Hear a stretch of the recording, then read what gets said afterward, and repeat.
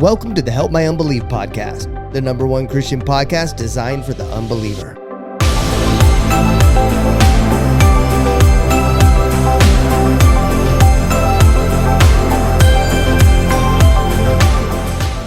What's up? How you doing today? Good, how are you? I am excited about today. So you're saying people don't like pinky rings. Why? Who doesn't like pinky rings? I don't know. Some dude made comments about there's been several comments about the pinky ring. Really? Can't trust a guy with a pinky ring. Looks like a used car salesman. Well, you're right. Most used car salesmen have pinky rings, and I think that's don't like people like. Isn't that a thing where people like store cocaine in it too, or at least back in the day? No, well, I saw it on movies. It was growing your pinky nail out. Ah, okay. Yes, Not a big that was a sign. Using it That as was a a spoon. sign. Yeah. Yes. But Yeah. why do we keep referencing crap like this? But those open rings that you could had a compartment usually was poison. Yeah. Back in the Medieval. medieval. I didn't want to say mid-east, Dude, and go there. So. I want a poison ring. I want to and I want to live in the medieval times and live Yeah. to what? 42 There was years also old. a sad. What would you be, Larry? What would you be if you was in medieval times and you got to pick what you were? What would you be? It would be a king. Oh, really? What Yeah. kind of king? A ruthless one. Yeah, you'd be a son of a gun of a king. Do you dude. see my eyes? Yeah. You'd be a son of a gun of a No, king. Keep those serfs I- under control. I loved all the stories of King Arthur. Yeah. Larry'd be like, Do you know who King How- Arthur is? He looked at me with a blank hey, face. Larry would say, "How old art thou?" Yeah. And the person would be like, "I am 23, sir." And he'd be like, "Off with his head." Yeah, that's true. I'd be a wizard. You'd be a wizard? Yeah, I'd be a wizard. That's Wait what's a up. minute. Okay, you can't say that. No, Medieval Dungeons and Dragons. no, Yeah. Okay. that's witchcraft. Right.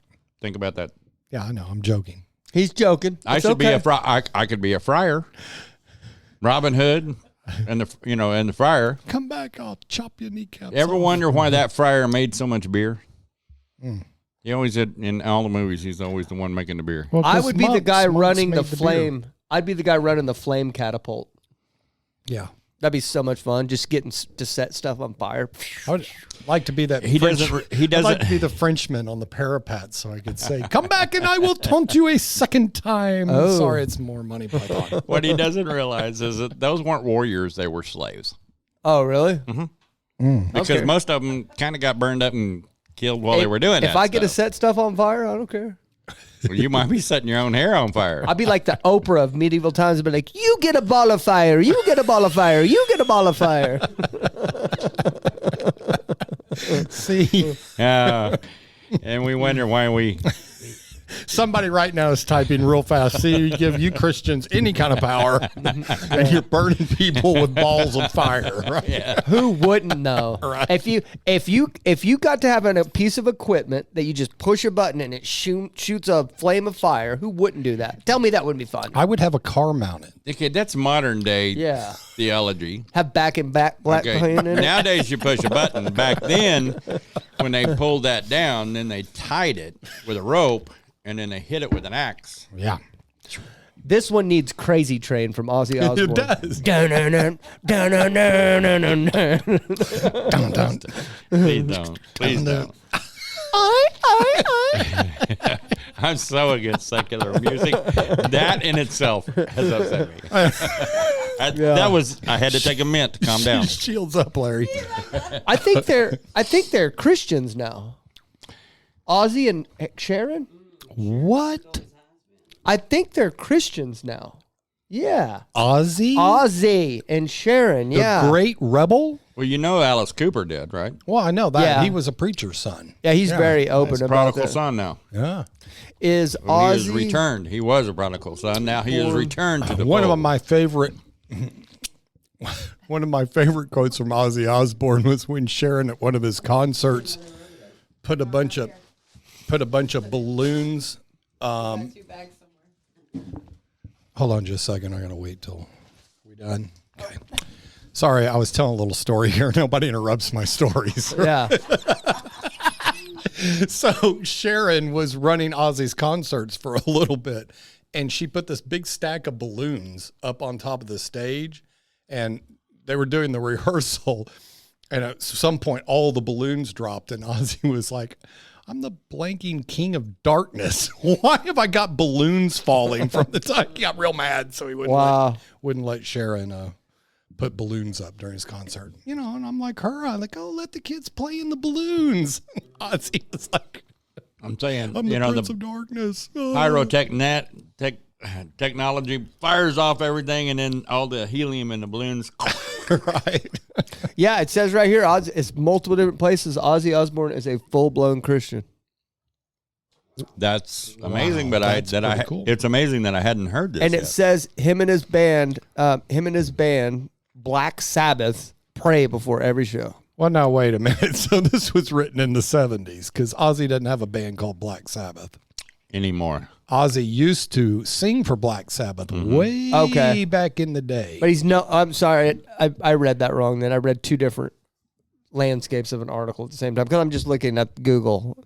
So he's also known as the Prince of Darkness. That's it, the Prince of Darkness. So. But he's a member of the Church of England. He prays before every performance but doesn't read the Bible. Okay. I'm like, do you pray to God before you like bite the heads off of bats and stuff like that? It's kind of weird, huh? Surely. You know, that was an accident. Oh, was it really? Yeah, he thought it was rubber and somebody threw it up on the stage, and so he just grabbed it and bit its head off. And then he was like, oh my. Oh, it was just one time. Oh, yeah. I thought he made like a practice of it. No, but if you listen to people, he did. Oh, it made him famous. Yeah, it's all you ever hear about him. Right. Like whenever I was a kid. Then you got people like Marilyn Manson. You couldn't tell when you grabbed it. You couldn't tell that it was living flesh. Well, you got to remember, Ozzy was drunk 24/7. Yeah. And blitzed. Yeah. Right. And completely. I don't know how that man's walking around anymore, frankly. It's crazy too how he talks just like he's drunk still, but then he sings and he's just like he's a magnificent singer. It's weird. I don't agree. You don't think he's a good singer? No. I didn't even listen to Black Sabbath when I was a kid. In your worldly days, you didn't like it? No. Not your type My of music? brother did, but I didn't. What'd you listen to? What's your music back in the when you were a worldly man, what was your music go to? Eagles was one of my favorite bands. Yeah. The first concert I went to was Blue Oyster Cult, but I didn't even know who it was. I just I got drugged to the concert. It was the Godzilla one. What is Blue Oyster Cult? Is that You don't. If you would like to talk for hours, just go ahead. No. Okay. No, it was some of the harder stuff. Yeah, they've got a song now. No, that's Nazareth. Yeah, just look up Godzilla on it. Yeah, Godzilla. Blue Oyster Cult, Godzilla. The Reaper, veteran of Psychic Wars, Astronomy, Burning for You. That's the only song I could literally credit to that band because I was there when they were singing it, so I got that in my memory. But otherwise, I don't know. Yeah, I like Blue Oyster Cult and Nazareth. I mean, I listened to The Cat when I was a kid. I mean, you know. Yeah. If I can't understand the music, so I guess I've been deaf most of my life. I guess. If I couldn't understand the words, I didn't want to hear it. That's why I liked Eagles. Huey Lewis, I loved the Huey Lewis band because I said I loved and I didn't mean to. I liked back then the Huey Lewis because I was in band and they had trumpets and they had bugle horns and they had saxes in their concerts. So yeah. I mean, I only went to like 4 concerts before I met her in my life, and I met her in my 40s. We went to see Goo Goo Dolls recently. Let me ask you a question. Let me answer that question for you. It's kind of like a deep question. A deep question. Yeah. Here, so I was sitting here thinking about it. Let me put on my thinking cap. You obviously you don't live the way that you used to, right? You're a completely new. You've been made a new man through Christ, right? Absolutely. Okay, but here's the question. I still get angry driving. Yes. I know. I've been on the phone with you. No, okay. But I want to ask this question. So you're a new man in Christ. So you have a past that you're not exactly proud of, but if given the opportunity, would you go back and change the past, or are you proud of it because it's made you who you are today? How do you view your past? That's a good point.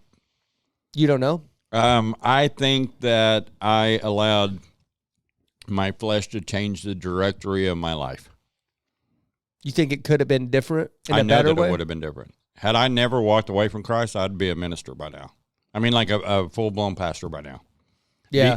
And the reason that I say that is because my whole childhood, my aunts and even my uncle said, you got a calling, you got a gift, you need to, you're going to go into ministry when you get older and all that. So I was told that all my whole life.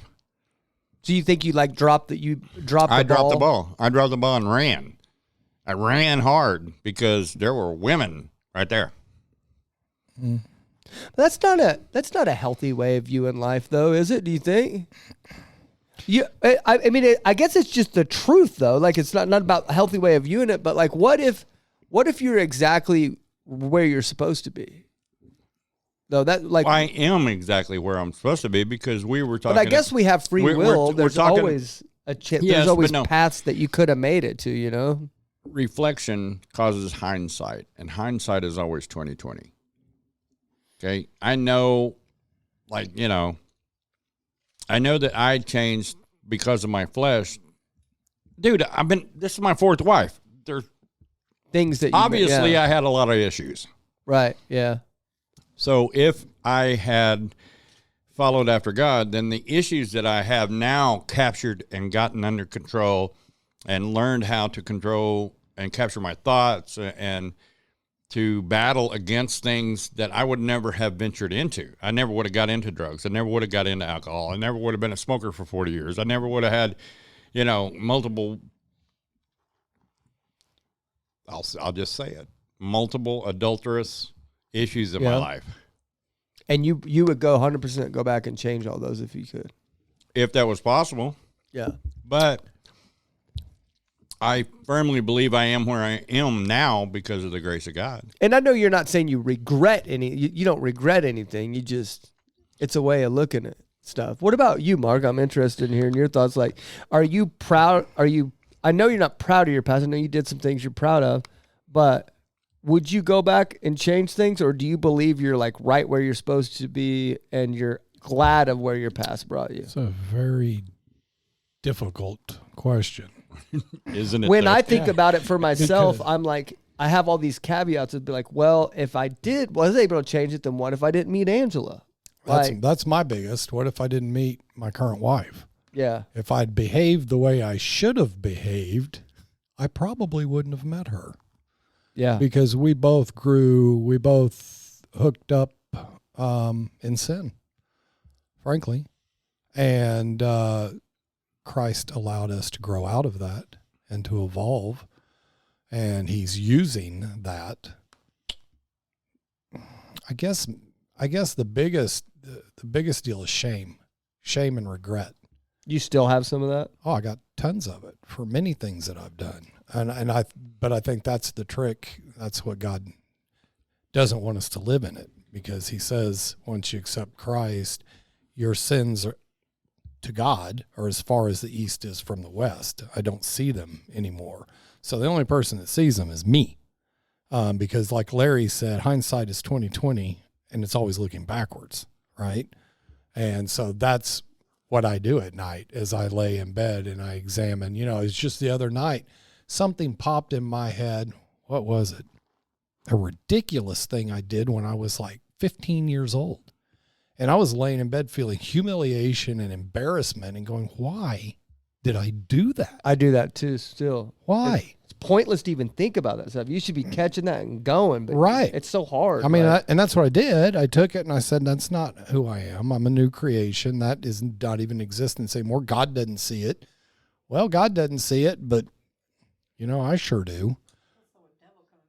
Yeah, and that is that's what I believe is it's the devil. There's no way God would bring that up. No way. That's what the devil does. The problem I have with that is like I will have already been thinking about that thought and beating my own self up about it for like 15 minutes before I even realize I'm doing it. Yeah, and then you're like, wait a minute. And then now your mood's already down here and everything else. Right. Like, then you got to do like David. That's what I've been noticing. I've been reading in Psalms. I'm reading the Bible from front to back to my wife out loud, which is really cool. Which version? It's the New King James Version. So you're getting the these and thous, dude. I'm getting the these and thous. Yeah. All right. And the doeth. But I'm just really inspired by David, because he would fall into this negative. He would feel the negative emotion, and then he would strongly lean into God and state the way he felt, but then always come back with praise for God. You know, how long? Yeah. Why do you think that he took the practice of voicing those thoughts? Well, Probably therapy in a yeah, way. I mean, closed mouth don't get fed. If you, it's praise. It's the power of praise. He was voicing those because he was taking those thoughts captive and then voicing them with the word, with what he knew and his own experience and his belief in God out loud. Because he's responsible for writing most of Psalms, we know that he was a writer, and we know that he had a technique. And if you look at the Psalms, I honestly believe that the way he did things was he spoke, and then once it was spoken, he finished carrying it. Just like you're talking about, we walk around with these bags of weight that we carry from our past with regrets. And, I've often voiced my regret with the way that I was with my kids. I was more into me than I was into them, and that's not the way to be as a parent. Yeah. So I've stunted our growth because of my selfishness. All right. So do I regret that? Yes, very much so. Do I carry it around? It's a regret, but am I going to carry it around and let it weigh me down? No, because when I came to the Lord and I asked for forgiveness, that was also included in what I asked for. Yeah. My selfishness, guide me away from this. And I put it at the foot of the cross. And I'm done with it. I don't carry it and drag it around. Is it there? Yeah. And Satan wants to bring it up. But I am responsible, according to Acts. I believe it is.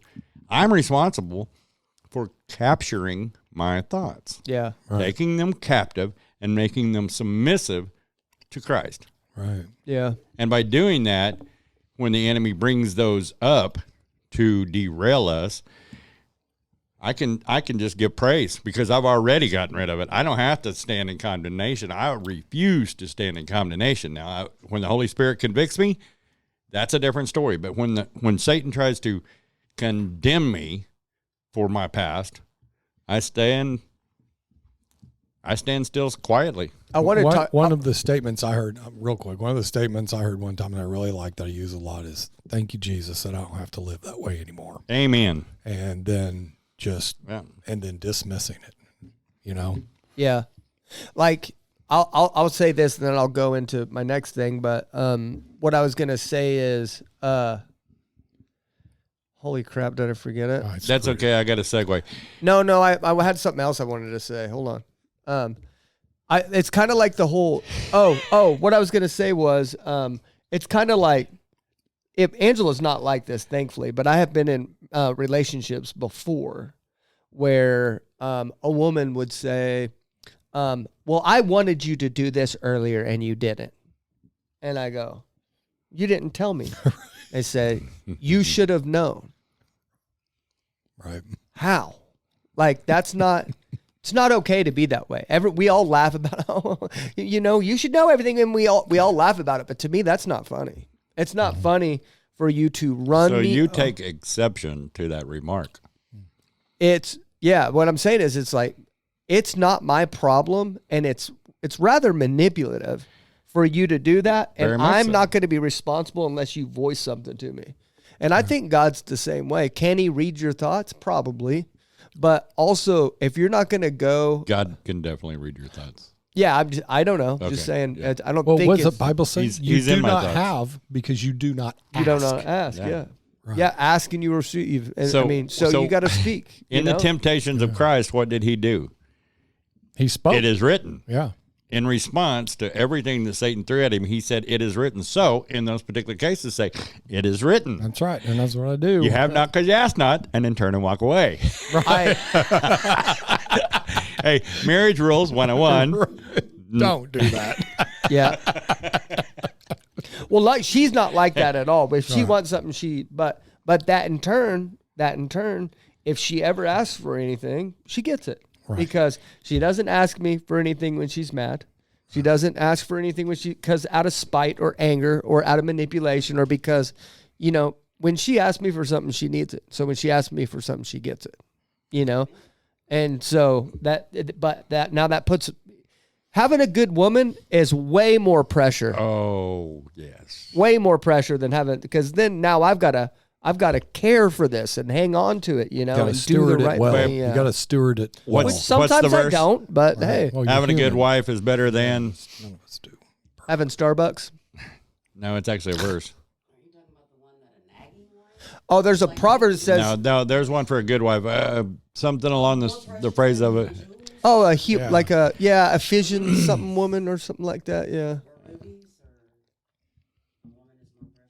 I can't remember. Yes, that one. A good woman is more precious than rubies and diamonds. Yeah. Yeah. Okay. Yeah. So I started to evaluate. You remember how I've been talking to you guys about this door knocking thing a lot, where God wanted me to do something and we're not moving forward until we do that. Yep. Like my relationship where I don't even talk to God anymore because I thought I heard God tell me that we're not going anywhere until you do what I tell you to. And the thought about knocking doors has gotten borderline like obsessive for me over the last few months. You know what I mean? Like borderline to where it's like obsession to me. Obsession not to?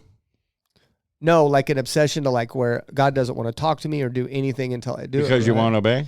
And then Right.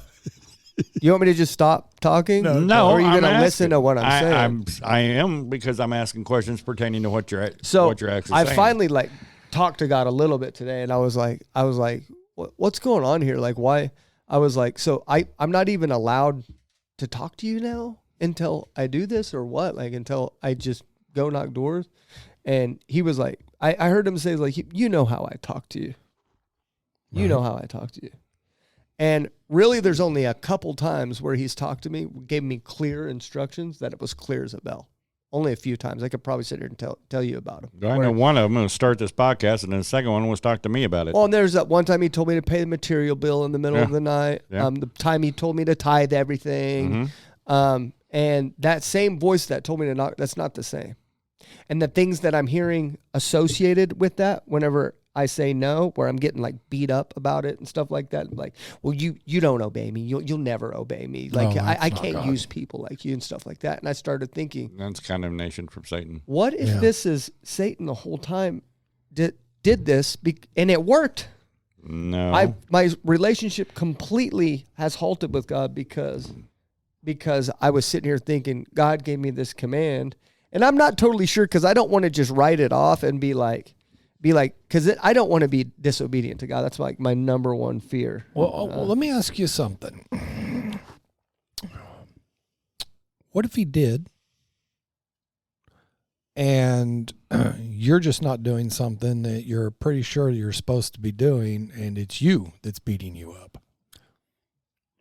Well, me beating myself up? Because I have an exact replica of this, and God has told me to go at another direction with another business, not as a replacement to this business, but he wants to add wealth into the kingdom, and it's some real estate investments, and I have done nothing, and my business has gone completely silent, and I mean bafflingly silent. It's never silent during this time, and so I finally came to the point where I was like, okay, what's going on? And God said, the teacher's always quiet during the test. That's what he said to me. And I said, so you've told me to do this, and because I haven't taken any action towards it, you're stilling everything for me, just quieting everything so I can focus on what you told me to do. And, so now I've started taking some action. So maybe, what if it is that? What is it you despise? Because see, for me, coming to that point was like, I've only got one thing that's completely debt free, and I'm going to have to leverage that to get more properties to do this, and that scares me. And it's like God has just told me, no, this is what I want you to do because I got to take you to the next level, and I'm the one that's getting away with that because I don't want to do it. Mm-hmm. It's not that. So like I would go knock doors if I had to. Like if my business was about to crumble, she knows that I would be out there, I would be doing it, you know, but that's the thing. Like, I'm not slow right now. I have a plethora of things I have to do. I have to do, you know, and that's why that always confused me. I was like, why are you obsessively telling me to knock doors? Like, I can't even pray. Couldn't even pray. I can't even pray. Like, I'd get down on my knees to pray and I'd be like, God, I need your advice in this situation. Like, and that's all I would hear is knock doors. And I'd be like, I would go to talk to him and knock doors. And I couldn't even, and it got to where I was like, I'm not even going to pray anymore. It was just obsessive. This whole knock doors thing has just been an obsession to where I couldn't even talk to him. And I don't think God's like that. I don't think God's like that. It's like, he says he disciplines those that he loves. really? Yeah. Yeah. So like, I can't have even pray to him and talk about anything else, nothing like about my issues or anything. Like, Have you ever You're got not going to like hearing what we have to say. Yeah. Have you ever got a command from your dad? I mean, do you remember growing up getting a command from don't talk to me? Hey, have you done what I told you to do? Yeah. No. I'm going to go talk about this. Have you done what I told you to do? But that's why I'm getting confused about even, because like I said, I talked to God today. I was like, hey, I was like this whole obsession thing, and I heard him say like, you know how I talk to you, and then when he said that, that's when I start thinking about the more times that where I know it was God for sure. Like when God talked to me, there was no question about it. The material bill for one was the biggest one, where I knew without a question, you can ask her. I was like, 100%, and it was the dumbest thing we could have done at the time. Was pay that material. Well, it sounds to me like you're still saying the same thing. My business is good. My time is valuable. This is the dumbest thing you could ask me to do is go knock on doors. I don't need to go knock on doors. I'm set. I'm good. Why do I need to do this? I don't want to mess with that. Maybe, Zach, that there's somebody you're going to actually talk to that it's not even about business at all. That's what I've been trying to cut in with. Maybe you're going to. Exactly. Yes, there's three of us sitting here saying this, thinking the same thing. It's not. Maybe it's not about your business that you're supposed to go knock door. Let me ask you straight up, kingdom. Zach. Do you ever witness for God? Yeah. Outside this church, you witness for God. Yeah. Well, I know that because you got a friend that's that has actually came to this church. Okay, and you got multiple people that you've talked to and brought to this church. So I knew that was a safe question. I mean, not as much as you, but yeah, I do for sure. But what if God's trying to grow you, not just in the business? Maybe all the business, I mean, this is going to blow your mind. Maybe all the business is to keep you from actually obeying God. What do you mean? Well, Satan can bless you too. Well, as long as you are happy with what's going on, why would you want to change anything? No, like we still have to have business, guys. Like I know. Right. I mean, I'm spending money enough to try to grow my business now to where we can't like. I got an idea. Go knock doors. One day, take 2 hours. I have multiple times since that. I've went multiple times since then. And it's still on you, like you're not doing enough of it. Then he's trying to lead you to where you're supposed to knock doors. Oh no, I've asked. You can ask. This has been going on for a while. Like I felt like God told me to knock. We knocked that whole neighborhood one day. Do you remember that in Mustang, where we went and knocked that whole neighborhood? Like I've knocked multiple times. I went with the guys several times. Like I've knocked doors multiple times since then. I'm going to be very interested to see how this all ends up. Well, that's why I'm saying, like, this is where that's why I need a red line of when is God talking to me and when is he not. Oh, really? You mean like the rest of us? Right. Me and my wife have been praying like my wife is like, Lord, just give me a neon sign. I just need neon signs because I'm dumb. Yeah. I don't know what to do. And then we got in an argument, and which predominantly I was getting a little bit more is kind of that whole how come you can't read my mind type thing. She had this dream where she kept seeing these people's couch, and she went to like 3 different houses and it was the same couch. She's like, man, who's the manufacturer of that couch? And the guy lifted up the cushion, and on a great big black and white sign, it said transference. And she woke up out of the dream. She called me and goes, hey, I think God told me I'm doing some transference here and I need to apologize to you. Wow. That is a big sign. That is good. I mean, that's a sign. Yeah. But, you God know. is capable of giving us signs. Are we But capable of reading There them? are times. What I'm saying is Vagaries of it. I've told you guys about all of them too. About Right. where I know for a fact that time that I paid that woman I told you where one of us, whenever I was broke, had no money, I was negative in my bank account, and somebody here gave me $1,000, and then that day that he did that, God had me give it all away to someone else, to that woman I told you guys about, and I gave it all away. Didn't have nothing. Boom. You know what I mean? That was like, there's times for sure. But then you've also got to be aware of Satan's tricks. And I don't think God would just want you to completely do away with this relationship. I'm sitting here like, okay, I've done it, but like, I'm not doing as much as you want me to. Like, I don't know. I don't know. That's what I'm saying. Like, I'm not sitting here dismissing that it's not God telling me this, but it's starting to make me wonder. So you're saying, Getting closer to what he is wanting to knock the door for. yeah. And what, Now Satan is trying to get you confused because that comes from Satan. Or Satan could be getting me to. That's what I'm saying. Like, we don't know. Satan could be getting me to stop having a relationship with God. If so, it's worked. I don't pray as much as I used to because I can't pray without hearing that at all anymore. Counter it. Have you ever had a situation where you couldn't pray nothing? yes. You have because God was telling you to do something, and God wouldn't accept your prayers. Nothing. Well, there are places in the Bible where it states that your prayers can be blocked. What is it? One of them is the way we treat our wives can block our prayers. I don't know, man. You know, being under conviction, for me, it never worked out until I submitted. I've been under conviction before, and under conviction is stronger than being called, or just it's a constant drumbeat of, hey, this needs to be done. Like obsessive. Yeah, almost. Yeah. When I lived in sin, I ignored all promptings from the Holy Spirit. It's very hard to ignore. This isn't not ignoring. Yeah, but for I mean, sure. I'd just drink my way through it if it got to. This to be is an that point. issue that's got to make or break. But soon. now I am pliable. I am easy to be prompted to this direction or to that direction. I stand closer to the voice of God so that I don't hear the enemy as much. When the enemy comes against me, I just lean closer to God. That's what the Bible tells you to do. I'm going to say that. I'm going to say this is going to make me sound terrible. The same voice that tells me to knock doors, the same voice that tells me to knock doors, not the one where God needs me to do something now, right? And it's clear.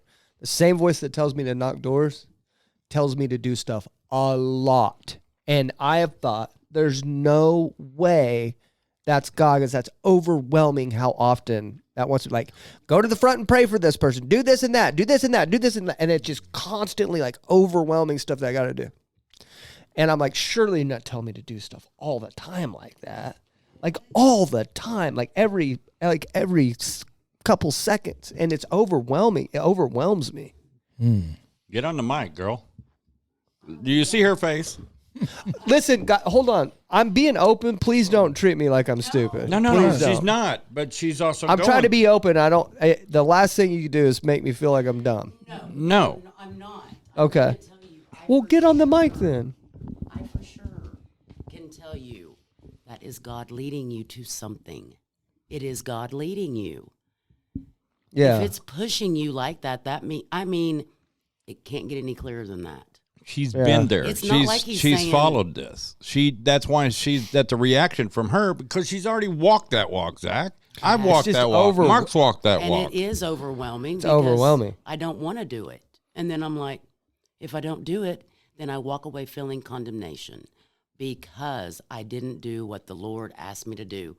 And if I don't submit, or if I'm asking you to use me, Lord, and I don't obey it, Are you fully submitted all the time now? I do my best. I would just say, I mean, when you say fully submitted, I don't know. Look, each morning we pray, God, guide our will. Each morning, my part is to pray for us before we face the day, and her part is to for us is to say we dedicate our day to you, Lord, every day. Yeah. Every day. So we have submitted ourselves in the morning, first thing. Now lead us, Lord. What I'm saying is, God tells me to do stuff all the time, all the time. Like I said, it's overwhelming. Not just the knock doors thing, but with a bunch of different things. Yeah. So you're saying God does that same thing to you, Yes. He's trying to keep you on the path. and you listen to it every time. There's been a couple that I haven't, and that's why I said, I won't do that again. If I look at somebody and then I look away and it comes into my head, I need you to go pray for her. And then I'm like, well, that's just me thinking I need to go pray for her. And then I just keep on singing, and then I'll run into her in the bathroom. Then I'll run into her like over at the kiosk. I mean, and then I'm like, okay, see, I get another chance. God's given me one more. Okay, I'm going to give you another chance to do what I've asked you to do. It's just, it's hard for me to like picture myself in a place because it's so out of my character to just be like up in people's business all the time and stuff like that. But if I listen to this voice in my head, like I'd be a completely different person, you know, and it overwhelms me, man. It's called change. It's change. I'm laughing because I get that. I am a completely different person. Yeah. I mean, I am completely different. I'm trying to be open. That's why I said don't make me feel stupid No, early don't because feel we're stupid. not. this is I'm telling you exactly how I feel. Don't feel stupid. It overwhelms me because there's so much and I'm like, it can't be God, dude. It can't. Was Yes. every test you took in high school easy for you? Were they overwhelming? I mean, was there anyone they overwhelming? Was there anyone that was easy? Well, no, because I just didn't do it, and the teachers got tired of me and passed me. Okay, well, God's trying to get you past that. Yes. Right. Exactly. Yes. I'm not kidding. Yes. Right. My history Yeah. teacher gave me a 60 to get me out of there. My math teacher I made like a did. 20 on every test. I'm like, how did this happen? How did I get a 60? I wonder if that's what the Bible talks about, you know, that God sifts his people and that, you know, gold, how is gold created, right? It's refined by heat and pressure. Mm-hmm. Yeah. And, you know, this, we fall back into that old adage, God will never give you anything that you can't handle, which is Yes, he will. absolute lie, right? It's not biblical. God will give you things you can't handle over and over again to break and remake you. But I also read that verse that says many are called but few are chosen. Mm. And I'm so if that really is God that's telling me, I'm so far away from being what God wants me to be that I don't know if I can be chosen. Because I am very far away. Quit listening Very to far Satan. away. Yeah. Very like I'm being real. It's the reality of it. Like I'm very far away from listening to all those prompts that I get. I'm very far away from Okay, Well, you need to yeah. read more into that story that it's actually referring to. It's talking in there where people are doing it for their own benefit, to be seen by others. Okay?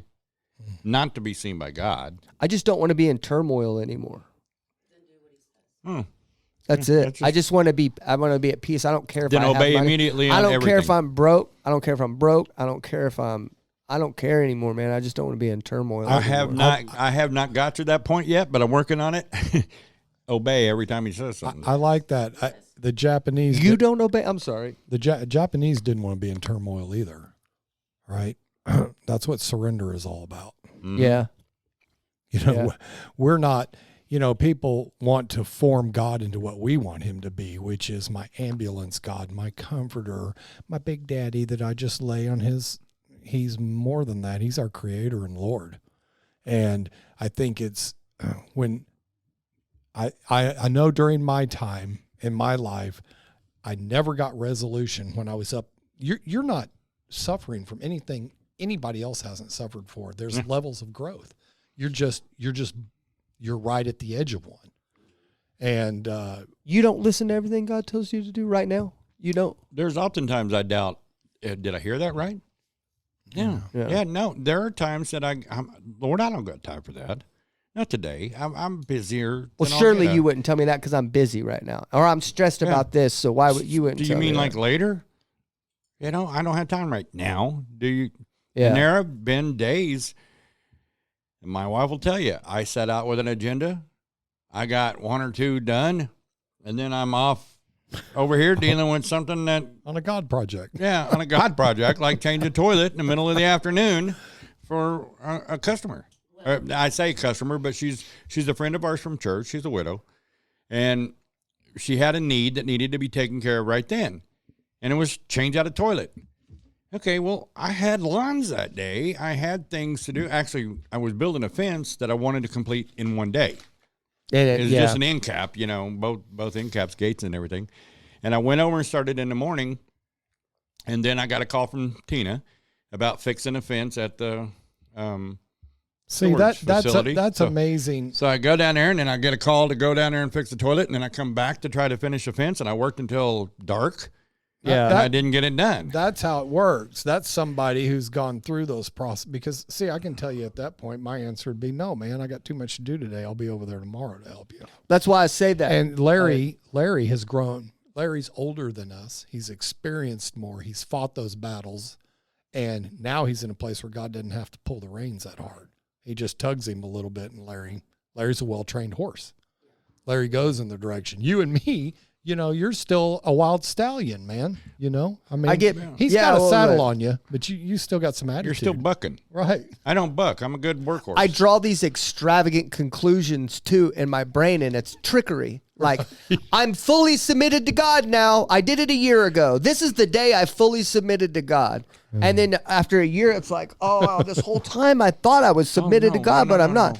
Or I don't have any more pride. I've got rid of it. On this day, December 25th, I I'm chose to not have so pride humble. anymore. I'm And then it's so like, humble. oh, wait a second. Like, and then you're like, you're fooling yourself. Absolutely. It's not like quitting smoking and you put it down and you don't smoke. Like, there's certain things you can do that, but I've drawn these conclusions about myself that have been deceitful, have been lies, man. It's a lifelong journey, and it's so hard, man. I've told you over and over and over. I'm in turmoil, guys. That's the truth. Satan does not want this podcast to work. Yeah. Because we are reaching people. Yeah. There are people listening to our voice right now that are right now. The reason that I firmly believe this, thank you, Lord. I firmly believe this, that the Lord gave you that to say today. And the reason that he gave you that to say is because there's multiple people on the end of this spectrum of my voice that is hearing exactly what they've been questioning. Well, that's hard for me to say that too, because I knew I was probably going to get some kickback on it, but like, I just, dude, I'm most of the time I'm miserable, man. And it's just because I have these promptings. Yeah. And like I said, I say this a lot, but I mean it. I mean it, that I think not being a Christian would be more easier. Like when these guys say they have peace, I'm like, yeah, you stepped out of the battle, you know, you stepped out of the fight. Like I'm in the fight, but I'm fighting for my faith, you know, I'm contending for it. Like, and I have to contend for it every single day. You know what I mean? To stand as a representative for Christ while you're fueling up your gas tank is kind of difficult sometimes. Yeah. But when God says, hey, man, just greet that guy. Just talk to that guy. Just go. Hey, I'm so far away from that, dude. I'm giving out cards from the church that says, I'll save you a seat. Hey, man, where do you go to church? I mean, that is turned into my opening line now. But where do you go to church? But Zach, don't judge yourself too harshly, because you're in a growth pattern. I didn't get here overnight. But another thought of mine is like, because all these things are happening in Israel and stuff like that, right? Like, what if I'm in this low point of growth power and then God comes back? Like, what does that mean for me? You're saved, buddy. That's what Jesus did. Do you have Jesus in your heart? I think, I mean, yeah, right. So if you died right now, if I hope so. If I unholstered and shot you and killed you right now, where would you go? Well, I don't know. I'd be worried about where you would go at that point. You know, I got to say this. When Larry says, do you have Jesus in your heart? To me, that's a real loaded question, because there are some days, not a whole lot, frankly. Yeah. Well, like right now, I'm at a low point. I want to. Yeah, there are times that we push him into the corner. Right. But does that change the fact that the gift gets withdrawn? No, the gift was given once and for all. Yeah. The price has been paid, Zach. You know, that's what I'm saying. Like I base my salvation based off how I'm doing in the moment. Like 6 months ago, if you would ask me that, I would have told you that. I would have told you there's Of course he is. Do, But do then you know right the way I now, kind yeah. of look at it? I used to tell God, if you just let me clean toilets in heaven, I'd be happy, right? But since I've started growing in him, I'm realizing that I'm building there's going to be a hierarchy in heaven. And that's where that's the ultimate investment, because that's going to go on forever. So I kind of want to live in the Nichols Hills part of heaven, man. Maybe Why get not? myself a nice mansion. And I would come over and clean it for you. No, Because I have yours be above mine because of everything you've done. No, I would much rather clean the toilets See, and serve others. Right. Somebody's going to hang their hat on that and say, now they're saying it's what you do. You're going to get higher reward in heaven. No, but I mean, My works, Zach, so Right. there's nothing that you Yeah. yeah. Jesus already did. It's just, man, it's tough to feel like you're like when you know God wants you to do something that you don't want to do. And then but that's the thing, like Pastor Gary will go preach this awesome message. And then Sunday was awesome. I'll get then I'll Yeah. get ramped up, but then you go back in your world and then you just go back into that rut again. Okay. How many times on Monday did you read your Bible? 0 times. How many times on Tuesday? 0 times. Why were you so charged up on Sunday? Hey, we got to get to our guest. Yeah, I know. I got you. we're But late. answer this question. Don't ignore What? me. You were in the Word on Sunday, but you chose not to be in it on Monday. Right. And you I know. chose not to be in it on just Tuesday. about it anyway. That's all it takes Yeah. is to stay in that. But I'm going to ask you one thing. When your son disobeys you, right? Is he not your son at that point? Right. Did Right. you quit yeah. being his dad because Yeah. he disobeyed you? You're still going to let him No. in the front door, right? Yeah. So if you're a good dad, God is a much better dad. Right. I know. Thank you for sharing that, Zach. Yeah. Yeah. Actually, tough. it's helped me with some of the things that I'm, going through. It's okay to be human, bro. Yeah. Yeah. Tough, man. I love you. Tough. Tough Love you it is. too. I'll give you a big hug afterwards. All right, let's get to Tamara Joe. She is I'll run. Tamara Joe. I got my cross trainers on today. Wow, I could not get my leg up higher than that. That's crazy, dude. Anyway, okay. So we're gonna get to Tamara Joe. Nice Tamara baseball hat. is more of like an agnostic person, but we're gonna get to her in that. So here we go, Tamara. Hello. Hey, how are you doing? I'm good, thank you. Well, Good afternoon, everybody. sorry it took so long. We the intro took a little bit longer. We got into a really long discussion. So We got rather wordy. yeah, That's okay. it's Larry's fault, not mine. Just remember that. Yes, I am the wordy one here. Okay, we're glad to have you on. Have you ever watched one of our shows, by the way? Quite a few. Oh, As a matter okay. of fact, I'm subscribed, and whenever it comes on, I turn them on and listen. Well, praise Okay. the Lord for that. Awesome. Well, I don't know why I asked that, because then I feel like I don't have to explain it to you, but I'm still going to explain it just in case this is the first time someone's listening to this. But this is the Help My Unbelief podcast. We are not a debate show. We really just want to hear your story. I'm sure, as you've heard before, that we don't like the way that Christians treat unbelievers or the people that don't believe the same thing as us. So we aim to change that. And so Some Christians. yeah, some Christians, right? Yeah. The Christians that we hang out with, we're very proud of, and we think they do a great job. But some other Christians, especially of the online variety, are little turd heads. Yeah, And we don't- actually, that's what Ambassador's message was about today, I believe. not being turd heads. No, about how we handle non-believers. There you go. Yeah. And so yeah, For those of us who have been broken by believers. yeah. Hey, are you on a speakerphone or anything right now, Tamara? Hold on, I can take it off, I'm sure. Yeah. So if you could take it off Getting an echo. for some reason, whenever people are on a speakerphone, we get a bad echo and we could hardly understand them. Okay, is that better? Yes. That better, guys? Yeah, that made, I was starting to think it was just my hearing because I'm the one with Yeah. the bad hearing. Larry's it's getting probably kind of me. old. Larry's getting kind of old, so we got to understand. Like Yeah. his cataracts act up sometime, all that good stuff. You know what I mean? Cataracts? Don't speak that I'll way. never admit to being old, okay? So Okay. Well, now that you brought that up, so just how old are you? Well, my grandbabies think I'm 35, but that's because I flipped my numbers.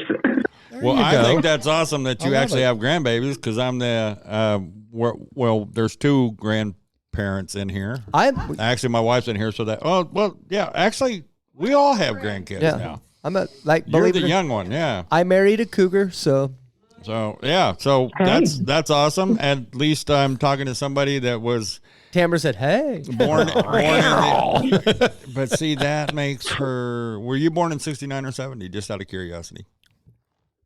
In the late 60s. Yes. Well, I And mean, actually, if you go on my Facebook page, it does say 1988 because I was trying to prove to my grandbabies I was 35. I love it. oh, love okay, yeah. Well, my wife just turned 54, Okay. and so that's why I knew exactly what year that we were discussing. Right. Right. Sorry for saying it out loud. Let me go around the room. I'm going to introduce you to everybody, okay? Okay. My executive producer, Mark's here. Hey, how are you? Hi. My lovely wife, Good, Angela. thank you. Hello. And Hi, Angela. my good friend and cohort, Larry Barnyard. Hello, Larry. Hello, Tamara. Nice to meet you. Do we go by Tamara or Tamara Joe? It's Tamara, but Tamara. that's okay. Tamara. Yeah. Okay. And- I'm missing an A here. Okay, And gotcha. I'm Zach. I'm the young, vibrant, very sturdy and strong. Stout and- Christian, Yeah. believer in Right. Christ, Yeah. witnesser. I'm all the things, for the kingdom. all the good things. So what we'll do Well, I is watched the podcast from last week and realized that you were struggling a little bit. I was what I do last week. Oh, I don't know. You were saying you were struggling. You weren't quite where Larry was. Oh yeah. Well, you wait till you hear this one. The beginning of this one. Yeah. Yeah, wait till you listen to the intro that led you in. Yes. Still not doing too good, but it's okay. It's okay. We'll All get right. there. Okay. So It's a journey. at the end of the show, what we'll do, we're going to go around the room and everybody's going to say like a final statement. And But then we're not there yet. And then you'll get your final statement since you're our guest at the very end. So I kind of talked to you a little bit earlier and I asked you what you were and you said you don't really even subscribe to names really like agnostic, atheist or something like that. But you definitely don't believe in the Christian God, right? But you believe there's something out there? Right. Well, I was raised apostolic Pentecostal. So I wasn't Beautiful. raised Christian. So I never identified myself all throughout my walk with God as a Christian. Yeah. I was forgiven from being a Christian. You were forgiven for being a Christian? Yes, because I was apostolic. I don't even know what that means. What does that mean? Well, I was raised in a cult, and we were raised that we identified ourselves as apostolic. We believed we were the chosen of the people who believed in God. We believed in the oneness of the Godhead, baptism in Jesus' name, speaking in tongues. And so I never believed in the Trinity or a Christian God per se. I realize now there's not a difference. The biggest difference was that I was raised in a cult. We were very separated and segregated, and we were basically an independent right-wing Pentecostal movement that believed if you sicked, you sinned. We barely believed in doctors at last resort. It was the pastor, and the pastor spoke to the men in the church, and then the men would let their wives were under submission to them and would obey whatever, it went in that order. If you understand what I mean. I've got a question that's ringing in my head. It's not letting me move on without it. You told me I can't remember when you told me this, but you said that you weren't like other people that I interviewed. Why'd you say that? No, because when I watch your interviews and stuff, I don't have a hate for people who love God and their journey. I just think that people get it. There's people like us, like me, that did love God and, served her whole life to love God and was shunned. So You're shunned and by pushed who? away. Church, Yeah. God. I mean, I can't say God, but the regular Christians. Like when I left, I was excommunicated from the apostolic church that I grew up in because I took a stand. And it was because of the abuse that was allowed and permitted. And it was horrific. Whenever I look back now, I can count 15 young girls out of my youth group Wow. that were abused at the hands of their fathers. And I remember the last service I was in with my parents. And, I went to church Sunday morning, Sunday night, Tuesday, Wednesday, faithful, married with 3 children, a prayer warrior, and did everything that I thought that I was taught to do. Then I had a child that was sick, and I was told that there must be sin in my life. Yeah, man. And then I went through the whole process of trying to get rid of the sin and, begging and pleading for God to forgive me for whatever it was, because my child was born without an immune system and was in the hospital all the time. And he had spinal meningitis 6 times. And, Wow. Our pastor firmly believed that I had sinned. And, I started questioning, and I remember questioning my mom and dad growing up, that whenever I would look at other people that were good Christian people, like for real, good people, Yeah. and I would say, how can are they not going to heaven? And I would remember my mom looking at me saying, you need to stop asking questions and just believe. The problem is that you ask too many questions. And I remember looking at my mom going, how can I question somebody else who's living better than my father, who's living better than some of the men in the church that I knew, but you're going to tell me that this family, this godly woman and man are going to hell, and I'm the only one going to heaven? That doesn't make sense. I always struggle with that too. Like I struggle with like what my involvement is in my own outcome and what things happen. I've talked about this in the intro of this show today, that I still have, Tamara, I still have questions every day about God that I struggle with. Do I believe? Mm-hmm. Yeah. Do I believe? Yeah. I've seen some things that make it to where it'd be almost impossible for me to go back to not believing. I'd have to start making some excuses to not believe. But there's still some things that I don't understand. I asked one today on the way. I'll just be open and honest with you, so you can just know my heart and know I'm telling the truth. But I have a person in my life that is a bully. And this person doesn't live their life like a Christian. And I believe me and my household, we fight to live for God every single day.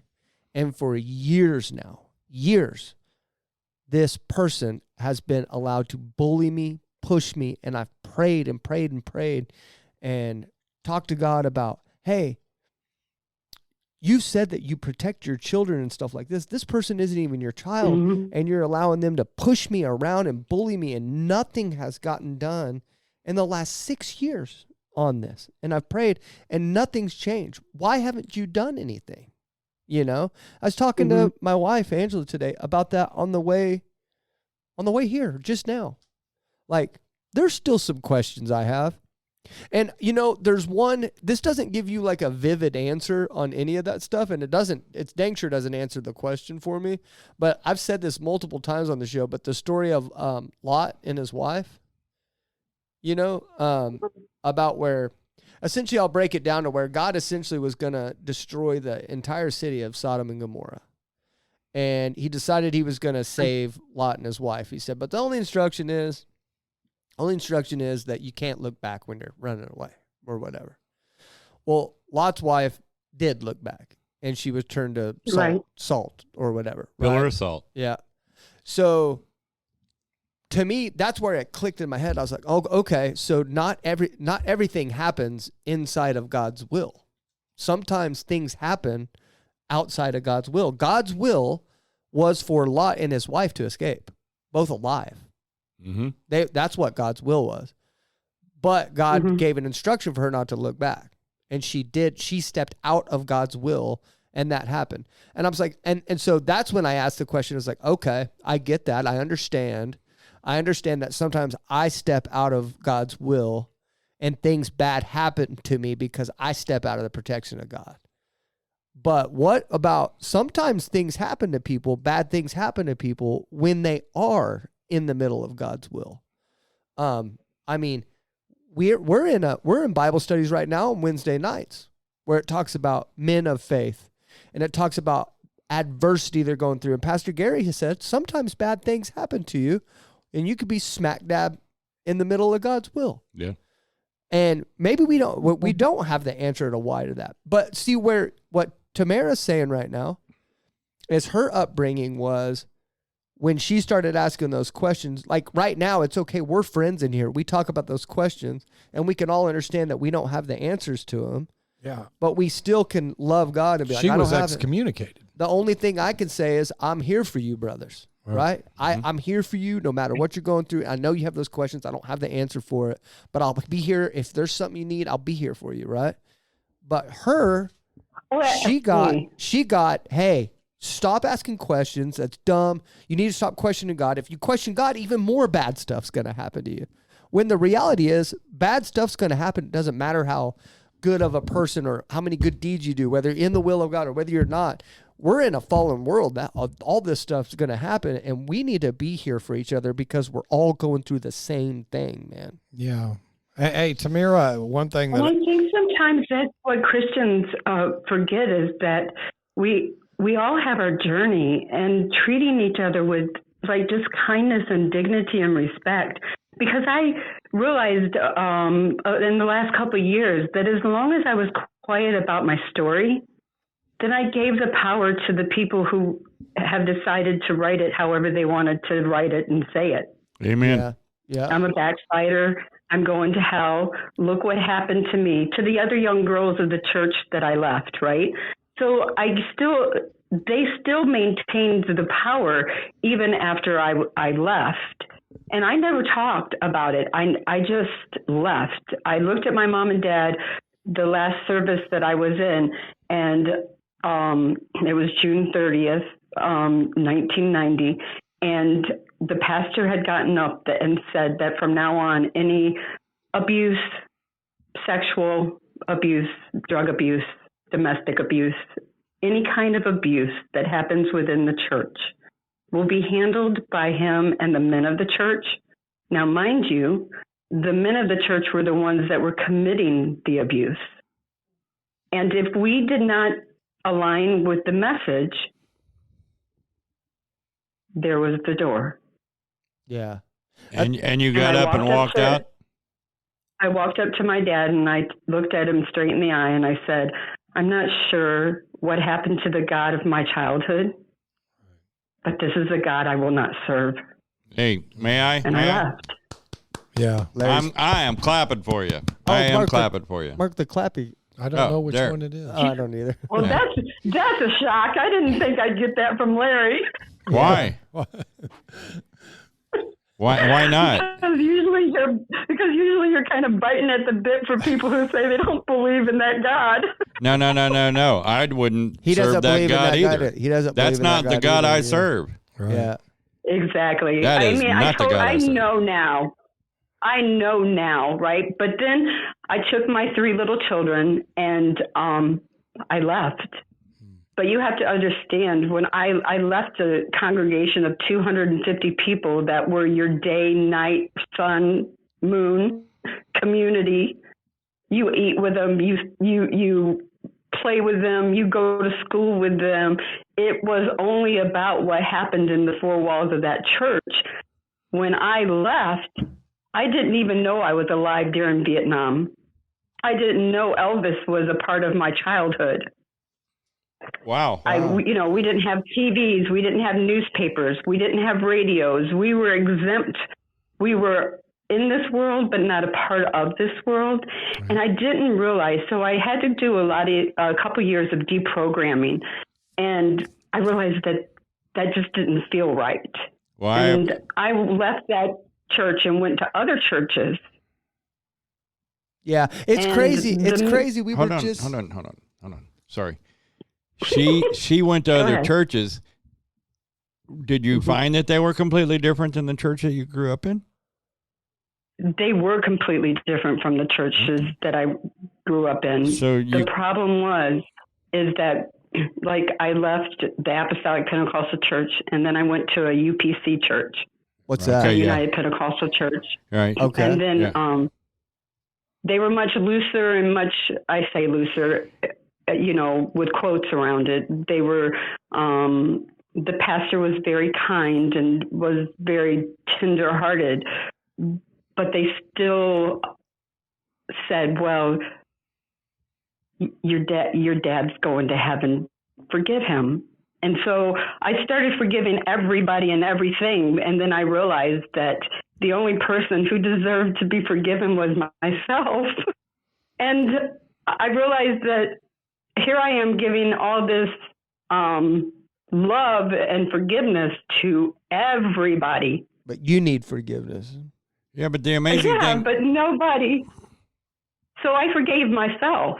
Yeah. And I said, I'm going to live with dignity and respect and with grace. And every day of my life, a lot of deliverance, I live that way.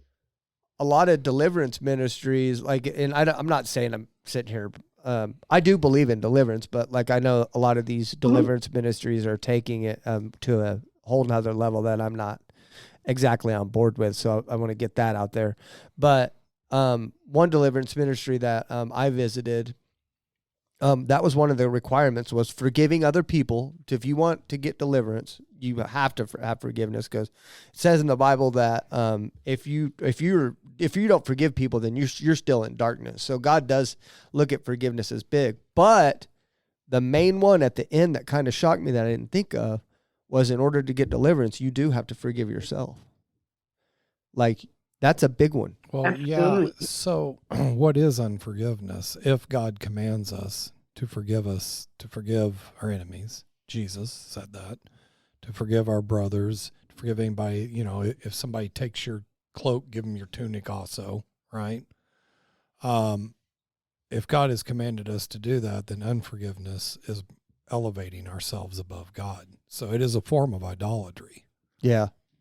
But how do you But forgive it's a tough someone one. that's still actively being a butthead to you? That's the problem. It's like, do I need to forgive you every day, or can I just forgive you for the future? You can exit the situation. No, you can't. No, I can't. My wife usually State of sits. grace, then. My wife usually sits quiet and never says a word, and she's popping these comments right and left, and she's like, Jesus said 7 times 70, and that wasn't 490. That was indefinitely. We need to get one. Darcy. You keep messing around, you're going to get a mic she's over gonna there. end up with a microphone, but that only costs about $30. Yeah, she pops some wisdom, and that's why I listen to her. But hey, look, there's on an top open of that, spot right there. Hey, on top of that, I'm curious now, okay, because you went UPC, which was more lenient than your church, and I grew up IPC, okay, which is more lenient than the UPC. Now, the UPC, the division between the UPC and the IPC was about the time I was probably 4 or 5 or so, roughly in that particular area. Right. So mine was pretty close to UPC, which meant, my mom didn't cut her hair. Everybody, all the women wore dresses, right? All that stuff, no makeup and all that. Okay. Maybe I just realized that's why I love my wife so much. She doesn't wear makeup, because I grew up where women didn't wear makeup. No, you love her for many more reasons than that.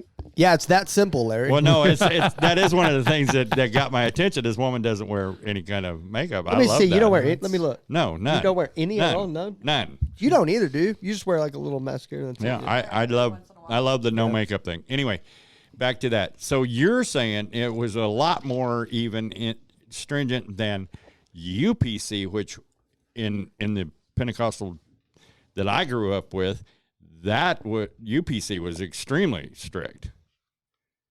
Oh, we would say, because my mom and dad started UPC in Michigan, and then they followed this minister to South Florida, and became Apostolic Pentecostal, which was like ACI, Apostolic Christian International. But then he became independent, where he did not have to belong to He didn't have to a answer to minister anybody. Organization. Yeah, he didn't have to answer to anybody, so he did everything his own way and created a cult, which is exactly what David Koresh did. Right. Right. And so, I mean, but we also fellowshipped other churches and within our organization that also went independent. Wow. And we would comment, and the joke in our church growing up was, God delivered us from being UPC. Wow. but yet. So if you know United Pentecostal Church, so I went there when I first left because I didn't. I needed a bridge. Yeah. I needed something I was familiar with. And so I went to the United Pentecostal Church for a while, and the church was very kind and very good. And I was very broken because now I was divorced, or in the middle of a divorce, and the domestic violence was severe. But of course I went to Egypt for help. And so it was a very long time before I could deprogram the difference between what was godly, not godly, what was okay, what wasn't okay. You know, everything was a heaven or hell, how I was raised. So you can imagine putting on a red dress, even though, and my elbow showing, I was going to hell. So there was a lot of, for the lack of a better word, deconstructing that I had to do to make it to where it was okay for me just to attend a church that believed in the Trinity, or believed in being baptized in the Father, Son, and the Holy Spirit, rather than in Jesus' name, or speaking in tongues, or prophecies, and, you know. Right, but or just that females were allowed to speak or have a voice. I mean, let's just break it down to the bare basics. I no longer had an umbrella, or I was no longer under a covenant because I had broken the covenant and became a divorced female, and understand, I was fourth generation in. So my family have never spoken to me. My brothers and sisters, I don't even know what my nieces and nephews look like. It's been 25 years. Wow. And for me, it's like, how can this be God? You know, there was just always that turmoil, and you're looking for a community, and it's not God, but you look for a community. So when you know, do I believe in God? I believe, not in the way people portray God at times, because if you cannot be a kind person, and I've done it now for the last 25 years, I don't feel I wake up in the morning sinning. I don't think about that I live how I would want others to treat me. And I realize that Christians forget sometimes that golden rule: do unto others as you'd have them to do unto you. And I remember going to a church once I deconstructed, or once I kind of like separated that was a cult. That's how I was raised. This church that I'm going to this is not what they're going to allow. And I found myself, when things would come up and people would say, well, if there was incest and the young girl gets pregnant, she would have to have the baby. It would just, the trauma trigger, it would be between me and God, because if I dare voice my opinion, then all of a sudden the shun was there again. And nobody asked to step into my shoes. They just automatically judged because I said, because I would make a statement empathizing with a situation, or saying, you can't just be black and white. You can't be that harsh. You don't know what she's going through to say that she has to do this or she's going to hell. And so I found myself just really shunning people who'd say, well, this is the right way. Well, what's the right way? Well, this is Your way what- is the right way. My way is the right way. Hold Whose on. way is the right way? Right. The biggest thing that I'm getting out of all of this is we often confuse religion with a relationship. Oh, sure. Okay. With a And relationship let me with say Christ, this. when you have a relationship with Christ and you are firmly in that relationship with Christ, you can tell the difference between the rules and regulations of man and our religious rules, like you grew up under, and then the truth behind the grace of Christ and the relationship I get from Christ helps me through the grace, or helps me with the grace. Without that, And I understand that. it's a confusing But there is world. a certain part of people, it is very confusing. And for a long time, I it was like, okay, my relationships with God, it's not with a religion or a church per se. But there's a sense of community that each of us seek and each of us want to belong to. Yes. And And the community becomes the church. Yes. For a lot, and it becomes a place that you go to fellowship and have a community or Very an much so. identity or Yes. yes. Oh, I think we lost Yeah, you. well, no, she came back. Okay. She bleeped out for just a second, and then she came back. So I missed part of it. I missed sorry. that part. But no. It was like 2 words. That was all. But I firmly believe that, yes, everything that you said is a stigma of religion. Mm-hmm. And because certain people, my brother over here grew up in a religion that had quite a few stigmas that he still deals with daily. Mm-hmm. He deals with those issues that he grew up with daily. Forgiveness unchains us. All right, it unchains us. I don't have to hold on to all the issues that I grew up with, or the problems or the wrongs that were brought to me. Thank you, Mark. I don't harbor on those so that they have no control over me. When we gauge everything by, and we as humans do, we tend to gauge everything by the experiences that we had. All right. I grew up in a Pentecostal church, but I grew up in a Pentecostal church that loved you. We spread the word to everybody. But the part that scares me the worst is that you think that the apostolic Pentecostal has the true definition of the Trinity, or that only the Trinity works in that. The problem, it was the oneness of the Godhead. Okay, well, the truth of it is that the Trinity does exist. It's mentioned in the Bible. A lot of the things that you had mentioned, I'm like, hey, wait, I know a verse for that. Boom. If you've watched any shows, my memory isn't that great, but I know that you were mentioning things, and I'm like, well, how did they get past that verse? How did they get past this verse? Whoa, wait a minute, that's not right. They do because they want control over. They want to control you, and that's the same way with what the stigma that Mark grew up in. Yeah, it's where I wanted to pipe in as I relate. And you're also in cult theories and thinking, and please make sure that you understand that. And I in no way hold there's not bitterness or sorrow or a heavy burden on me or my soul, because I'm at peace with everything, because I realized it was part of my journey. And will I find a place that I fit, that I can call home?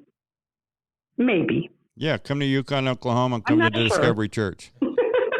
Right, I'm telling you, right? we're gonna love on you so much, so much. I was telling the guys that like, because of all the stories I hear from you guys that call in, that's one of the reasons. But then, like, I'm terrified to go to another church because, like, honestly, I truly believe this, just because we've been to several churches and none of them are like this. None of them are like Discovery Church. None of them. None. Right? And then you hear stories from everybody that comes on our show. No, rarely has anybody was like, yeah, I grew up in church and it was fine. Nobody says that, man. Well, And so it's rare, and it scares me the thought of having to go to a different church other than this one, because I think it's rare, right? I think it's rare. we actually, go ahead, Mark. No, go ahead. No, Oh, please. I want to say this before I forget, because I've been forgetting this. It's 5 seconds. Our pastor fired someone that was working the church based off of a feeling he got that they weren't good. That God got, not a feeling, but God told him to watch out for this guy, and he was working in the kids, and our pastor let him go based off of that. So imagine if there was some evidence. That needs to do. Right. That definitely is something that's required, that really needs to be looked at whenever you have our children looking up to You bet. youth pastors and men of the church. And, there's other little girls like me out there. Yeah. If you've listened to any, my wife has a background with being abused and stuff like that. And then I used to be a detective as well. And I have history in hearing those kind of things and being a part of witnessing, not witnessing directly, but I feel like I have after I've heard them tell their story to me of that stuff happen. I used to tell my wife before we got married, because my wife had been abused, and her kids got abused too. And part of the reason why I wouldn't get with her was because I thought she only wanted to be with me because she knew I would never do that, because I used to investigate crimes like that. And Right. and I thought, you know what? Even if that is the only reason, because she's like, I love this guy because he makes me comfortable, then I'm okay with that. I made her safe, So has that been on your Right. head? Has that been on your head? No, sir. So, yeah, I don't know why I got emotional there. This is like only the third time I've cried on this show. It's stupid, but I don't like it. But it's just, I It's know, not stupid. I know, It's okay. like I know, I don't know what you've been through, but Mhm. it's, I having to hear so many people that's been through it. Like, it's just, I want to hurt these people that do this to women. Church hurt is one of And that's why, biggest I factors. say that I can't be labeled, and I don't feel like I'm like some of the people, because I don't take a hard stance. I appreciate people who are kind and are good-hearted. But I think sometimes Christians forget to be kind back. I can agree with you on that. Pride. I grew up in the church. I think religion uses condemnation as a tool of control, and I think Tamara, I relate so much to what you're saying, because the way I was raised, like, a couple of things were, if you couldn't eat certain meats, they were unclean. The mark of the beast is what they said was Sunday worship. And I remember, they traced it all back to the papacy and all this. And I remember thinking, as like a 15-year-old kid, being scared, terrified to death, that all this fear that they would use about how the end times and all this stuff was going to happen. But then I was also thinking, but wait a minute, there's millions and millions and millions of people that worship Jesus on Sunday. And are you're telling me that they're all going to hell? Yeah, right. That's why I'm like, Right. how arrogant would you have to be to think that you're the only church that's making it? That's what they taught too, was the chosen. Listen, and I said often, if the 250 people in West Palm Beach, Florida are the only ones going to heaven, Right. I raise my hands and I gladly pass. Right, Yeah. right. And so the point I was making is, from my church, a split-off group called the Shepherd's Rod. And I remember when they used to come out to our camp meetings and hold up their signs, and they give us our brochures. These were split-off Seventh-day Adventists. Well, then the Shepherd's Rod attracted David Koresh. And then the David Koresh, what happened there. And, these Yes. tenets of religion, But what I hear in you, I totally, and that almost drove me away from God permanently. Just seeing all the unfair baggage that was put on us by people who fundamentally wanted to control us. But there's freedom in Christ, and I love you sharing what you did. Just don't throw the baby out with the bathwater. That's one thing that I know that I did. I threw the baby out with the bathwater because the bathwater was dirty. All of those people and everything they told me, I couldn't make it work with a loving God, and then I started going to different churches, and holy smoke, man, there's Romans. Never read Romans before. That blew my mind. Okay, Totally blew my mind. I'm sorry. That's okay. And, Were you done? I raised three children, and I didn't raise them in a church, or I didn't raise them believing in a God or not in a God. I was determined to live with dignity and grace. And I have three wonderful humans. And if I can't change the world, I can change the world that I live in. And in return, with each of my children, they can go out and help me change the world. And if it's just spreading kindness, I have one that's a Christian and have two little babies that are very much in a non-denominational Pastor O's church, a very good church. Mm-hmm. I have an agnostic atheist child that is a wildfire fighter in Oregon and is off fighting fires in the middle of the forests and saving the world.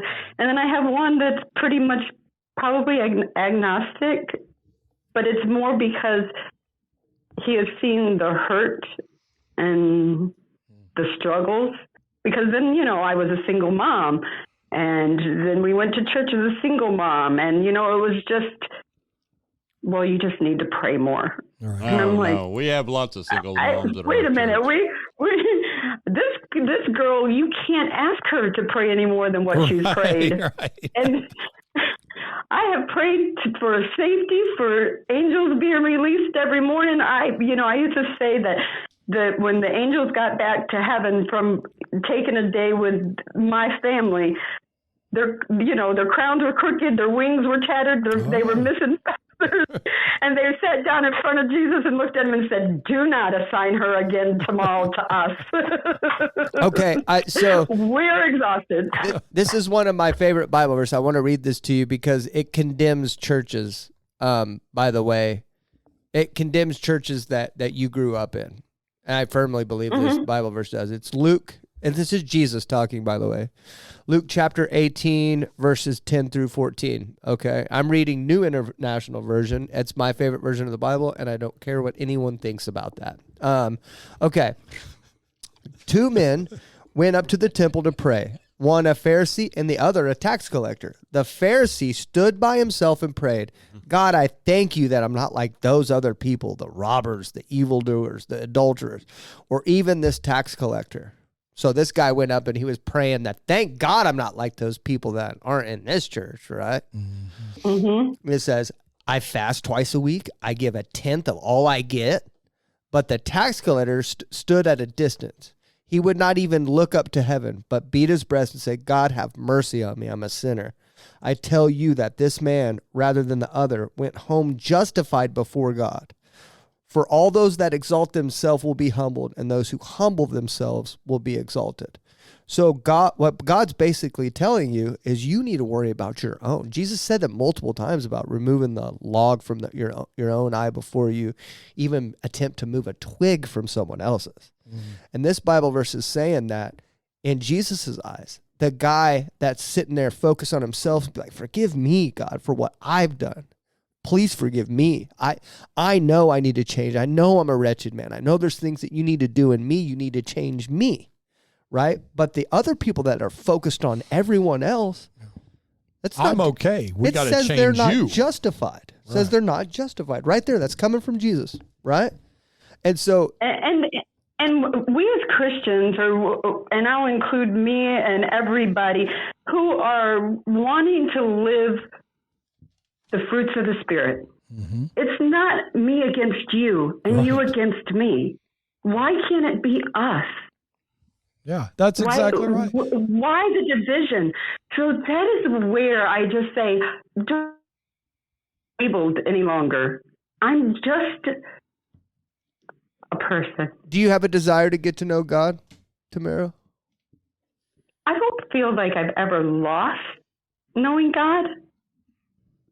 And that could be the weird thing about it, because, you know, I'm on a lot of deconstruction platforms and I talk openly about the cult and stuff. I feel that my relationship with it's just become a personal relationship, that I don't struggle. I'm at peace. I'm okay if I go to church, I'll go to church. I go to church with my daughter right now. When she invites me and I go, she'll tell everyone she's not quite sure her mom will ever come, but she'll be there. If they need water, I'll bring it. If they want to do something for the youth, I'll donate a pool table. You know what I'm saying? So I'm not against being kind to everybody. I just don't want to be put into labels that, you know, I'm a Methodist, I'm a Catholic, I'm a non-denominational. I'm just a person trying to find my way. I actually agree with that. Although now from what I've experienced at this church, I would say that I think an Assemblies of God church needs to be in more places. I'll say that. I won't say it's the only church. I won't say it's the right church. I won't say that not everybody else is getting to heaven, but I do, along with Pastor Gary, I do believe that the Assemblies of God probably needs to be in more places, because I would like to see more people experience what I have. Well, and just being around Zach, you too. but look, Zach, I know that you haven't been around as much as I have, but there are problems in the Assembly of God as well. No, I mean, not yes, saying overall, not, we are very, very, very fortunate to have the leadership that we have here at this church, and just the people in this church, just the ones who come into this church and then get fed and then leave. Even those people, okay? Here, I mean, we have such a diversity in this church that openly love each other and are willing to reach out and help each other tremendously. I've experienced problems in this church, just to be clear. Well, yeah, I've Problems. given you People another are one. people. Well, yeah, but You still deal with people. You're 9 out of 10 of them. But Yes, yay! here's kind of what I think. I think I love the rash of non-denominational churches. I'm just going to say it. I love it, and I think there needs to be more of them and more Christ-centered churches. Christ-centered. Yes. is there Because a curriculum? all though? of these denominations have like these little, like some Church of Christ, no musical instruments. I mean, just Seventh-day Adventists, got to worship on the seventh day, because it's been changed by blah, blah. It's all this stuff that's not, it's Christ adjacent. It's not Christ centered. And I think that's right. And it becomes rules and regulations instead of what Christ was really about. Go out and save the world. right. Christ had two You don't commands. save the world inside of four walls of your own little congregation. Absolutely. Right. Wow, that's- Christ had two commands: love God with all of your heart, mind, and soul, with all your strength, and love your neighbor as yourself. That's what he said the two commands were. But yet, look what we do. It's the inherent We problem. box ourselves in. It's the inherent problem of humanity. We group together in groups, and then we start making these rules to exclude and to define ourselves and to exclude others. And look at all, we do a podcast with people that have been hurt by that dynamic over and over. It's the recurring theme of people that have been hurt by religion. And Yeah. 70 to 80% of everyone we talk to on this podcast Yeah, I was going 85. So are ex-Christians yeah. because of not what God's done to them, but what religion, man through religion has done to them. They've all, honestly, they've all And came out of a I've- church that have preached a false gospel, though. Almost all of them. Right. Well, yeah. Absolutely. And the other thing is, that's why I always say that I'm not an ex-Christian, because I never was a Christian. So I just decided to start living the Bible and treating others as I would want to be treated. And would I want to be treated in this situation the way I was treated? Absolutely not. And I don't care what denomination you're a part of. There is no way that I'm going to treat anyone who walks into my journey I'll tell you with this. a disdain and a judgment that Yeah. I was shown. So I made sure that, and I'm like, and then I woke up one day and was like, oh my goodness, I'm doing this without a church, I'm a good person. I don't have to have a pastor to tell me, this is what you need to do to be a good person. And I don't have to think or ask forgiveness because I've sinned. I'm a good person. I don't brag about who I help. Nobody knows what I do for others. I make sure that if there's somebody in need, if I can help them, I'll help them. Yeah. That's what I love it. With no limelight on what I'm going to do or how I'm going to do it, what I'm going to live. And my daughter came to me the other day and she's like, Mom, I was sitting in Cracker Barrel eating, and I remember what you always used to do. And I was like, well, what's that? She goes, you always found the elderly person sitting across the room by themselves, and you paid for their meals. She goes, and I've started doing that with my kids. Oh, that's awesome. And not that it's a big deal, but not that it's like, but if I have been able to instill into my children common kindness, gentleness, and integrity, now they've instilled it into my grandbabies. Yeah. Not only did I stop and stop the cycle of abuse of all kinds, I've actually put up a wall and made a difference in the worlds that I touch and I'm a part of. And that's what's important to me. Well, I'll tell you, man, I asked, or woman, I'm sorry, just man as a general statement. But I'll tell you this, that I tell all my guests this, I don't tell all of them this, but the ones that I feel led to, I tell them to just pray. That's all I ask for you to do is pray. And it sounds like, I know you're already doing that.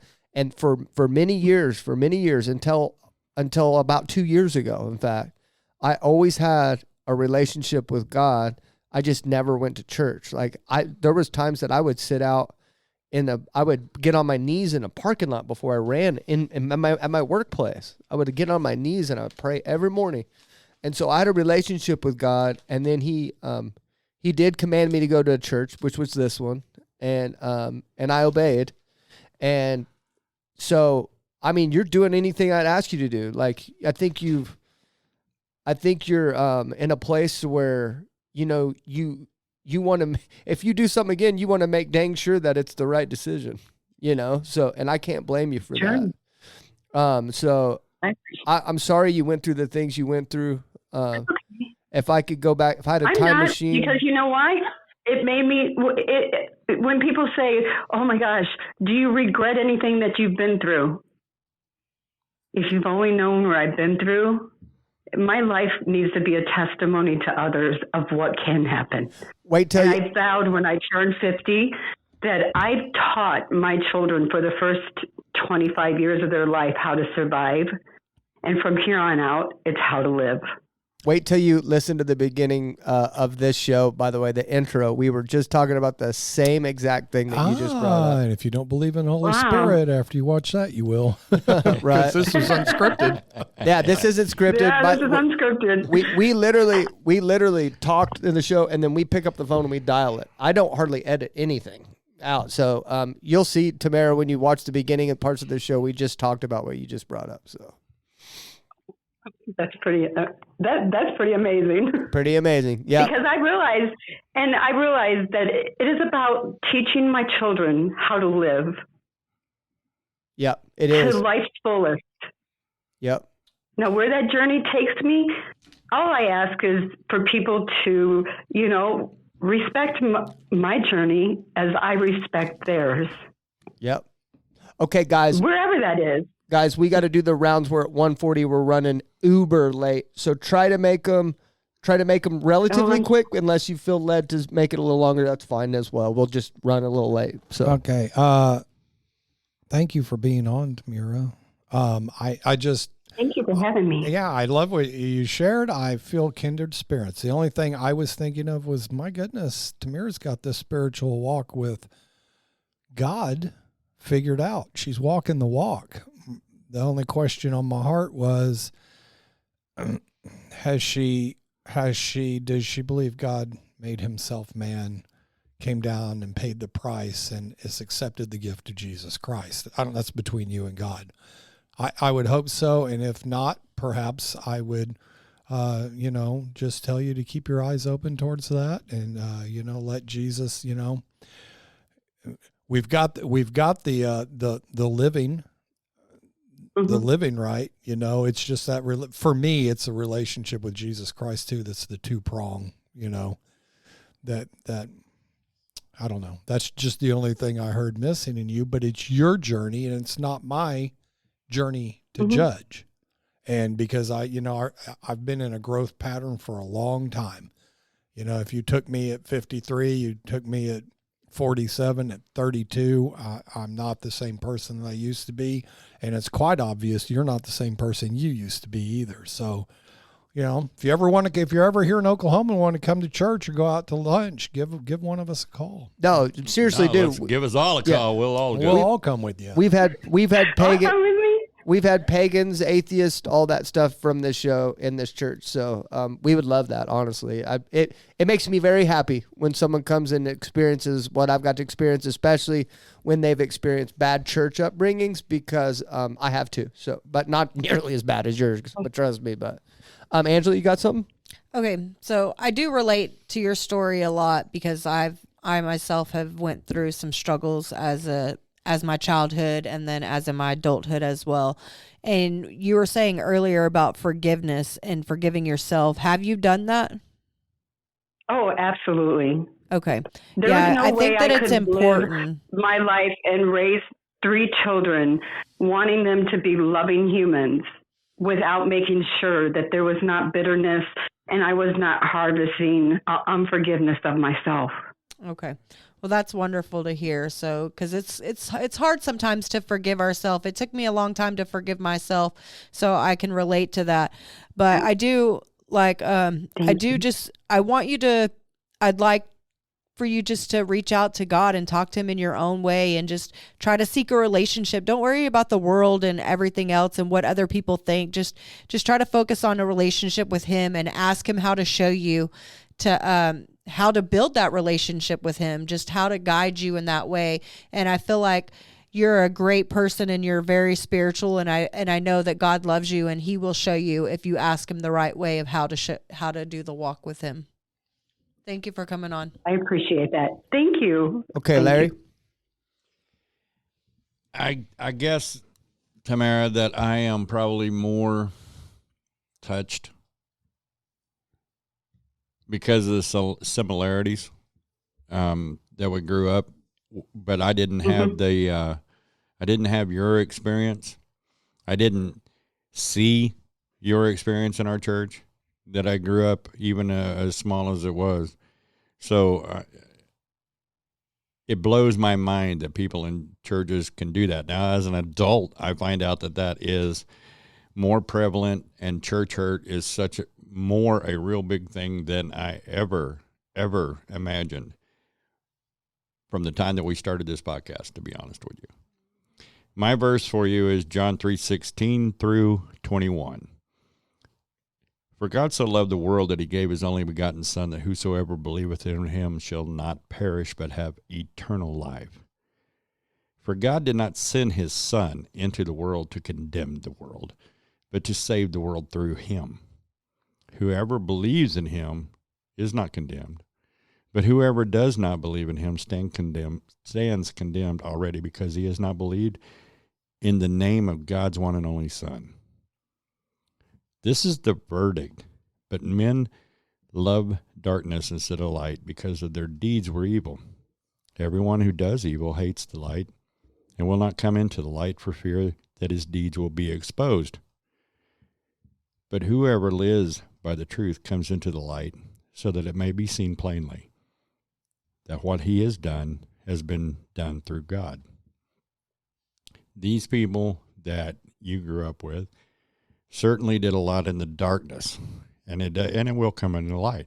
Even if it doesn't come into the light now in this world, it will come into the light when they stand before God, and they have to answer for what they did in His name.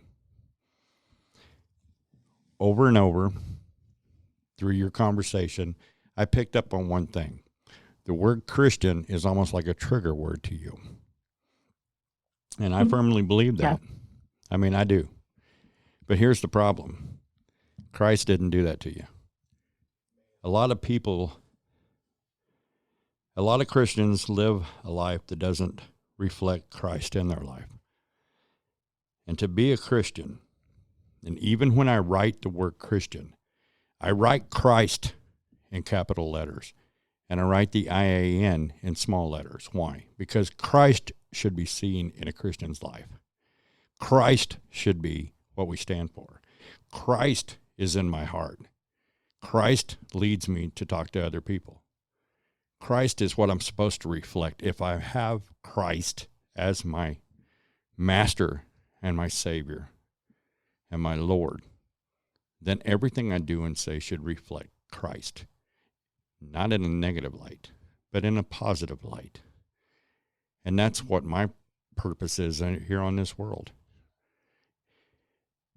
I happen to be wearing an unbelievable shirt for today, and it says, not of this world. I'm not of this world. I'm just sent here as an ambassador for Christ, and it took me a lot of years to figure that part out. But I am here to take as many people with me as possible. But I'm going to tell you right now, it's hard to imagine in this world we blame God for so much that He's not responsible for. We are. Simply because of free will. He gave us an opportunity to have free will, and people use that free will to do all kinds of things in His name that does not have anything to do with Him. I love you. I agree. I love you guys too. I cry for you right now. I cry for you like you're my daughter. I can't stand the fact that somebody does that in Christ's name. I have a great relationship with a lot of the young ladies here in this church. And I'm saying, 17, 14, 20, 25.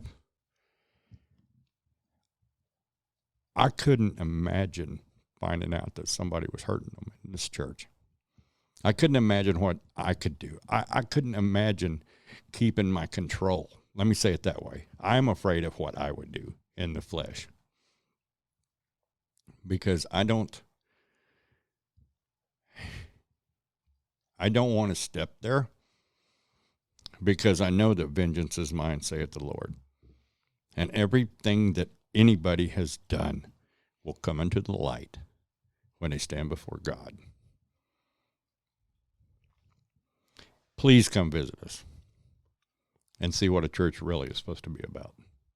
This is a church that is a church outside this. We're a church outside these walls. We're a church in our everyday life that represents this church in a positive light, no matter where we go and what we do. And that's our goal.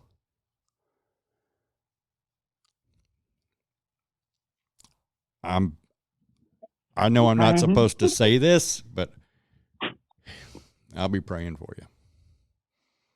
Thank you. Okay. I'm not the one that turns prayers away. That's for sure. Nice. Sweet. Okay, you done? My turn. I normally let these guys talk a lot, and I don't say much at the end, and I'll keep it that way because I usually talk during do my talking during the episode. But I do have something to say for you this time, and I was just sitting here thinking how cool and a unique position that we're all given, that you trusted us to come on. We're literally embody what you hate, and you trusted us enough to come on. And this is how many episodes is this? This is episode 48. 48 episodes, well over 45 or however many people we've had on that have been hurt, and they have trusted us to come on. And I just want to say thank you that you trusted us, and it means the world to us. And we do not take that lightly. I know nobody in this room does. We don't take it for granted that people that have been through what you've been through trust us enough to come on here. And I don't know. I get a good feeling about you. I don't know what that's supposed to mean. God told me to shut up in the middle of this show and let Larry handle a lot of it, so I did. I don't. There's only been a few episodes where God has spoken to me during the show or before the show and gave me special instructions, and this was one of them. During it, told me to shut up and let Larry handle it.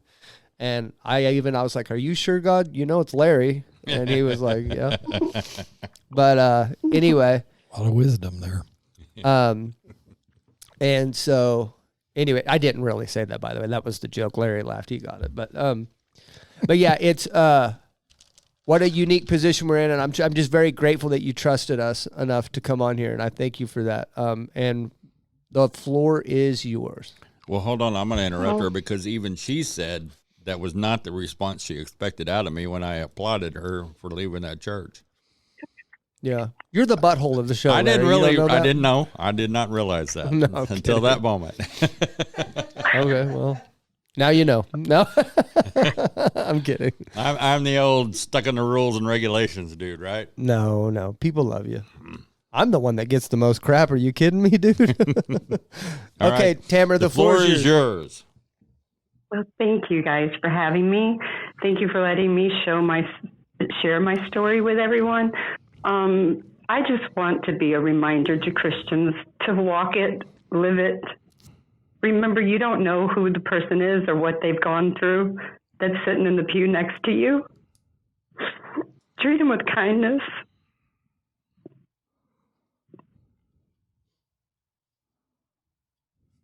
Some come from my journey, some come from other pathways. But everybody's on a journey. And don't make it harder for the person who comes into your church next Sunday. Kind of lost, looking for their way. I didn't think I'd try. Well, me neither. So And just treat them as you would think God would want you to treat somebody, or how God would treat them. And it's not about, whether I don't blame God for anything that's happened to me. I don't hate God. I don't hate other people, but I just respect everybody's journey. yeah, I do too. I mean, I interview Coco, Dave, and I respect their journey if they're being real about it. Like I've interviewed a few people that I feel like they're trying to fit a square peg in a round hole. They're doing it because they're rebelling or angry or mad, But I respect the realness of one story. Like I expect if it's real, like if you're being real, this is why, and you can sit down and you can tell me why. I respect it. Doesn't mean I think it's right. Does it worry me? Yes. But And there's some of us out here that have a whole bunch of pegs and a whole bunch of holes. Right. yeah, And are just standing with both of them. right.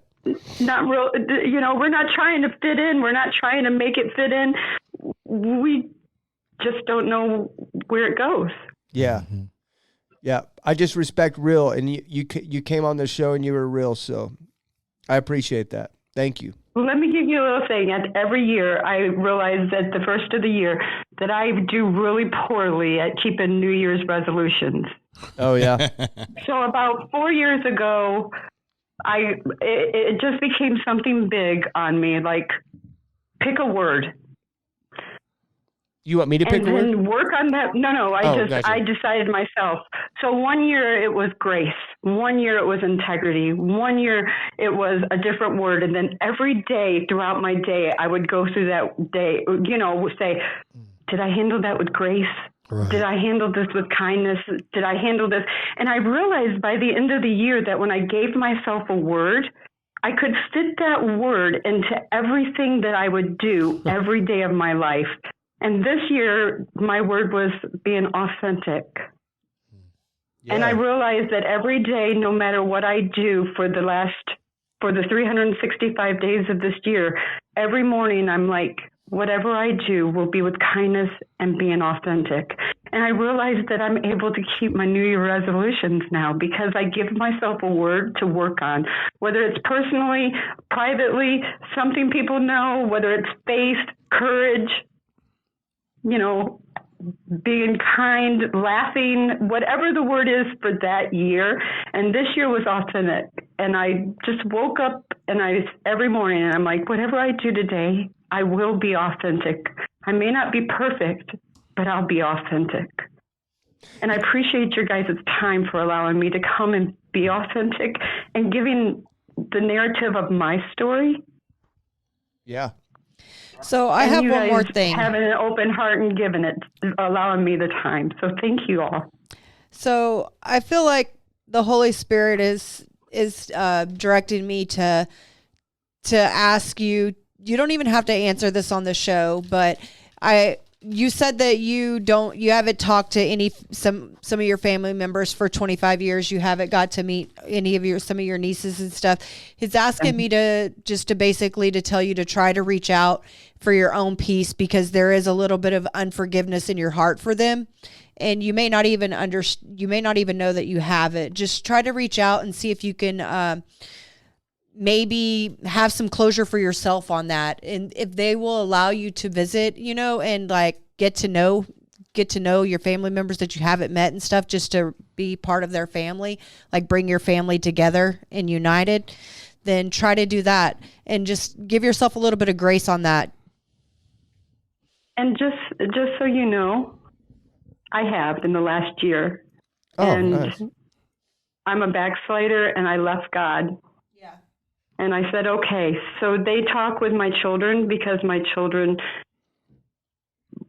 are not backsliders.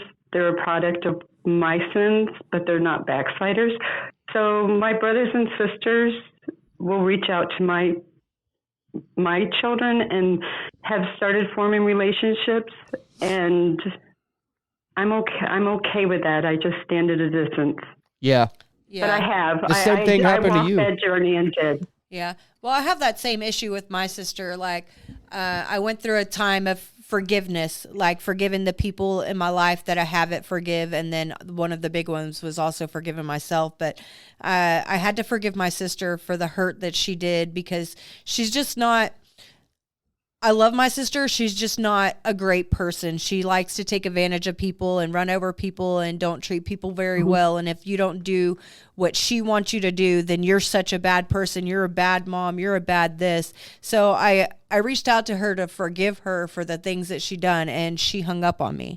She didn't want to hear it. Right. But in my heart, God knows that I forgave her. So that's all that mattered. I didn't care if she hung up, as long as she knew that I forgave her. If she heard those words, whether she took it or she didn't take it, it didn't matter to me anymore, because God knows my heart and he knows that I forgave her.